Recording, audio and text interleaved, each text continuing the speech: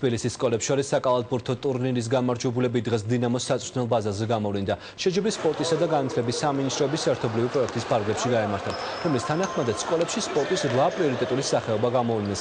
კალათბურთი ამ სახეობათაგან ერთ-ერთი პირველია და დღეს თბილისის გამარჯვებულებიც გამოვლინდა. პირველ ეტაპზე რაიონების შიდა პირველობები გაემართა. ფინალურ ეტაპზე კი თბილისის ყველა უბანმა საკუთარი გამარჯვებული გუნდი დაასახელა. როგორც გოგონათა, ასევე ვაჟთა გუნდებს შორის საუკეთესო ვაკოს საბურთალოს რაიონი იყო.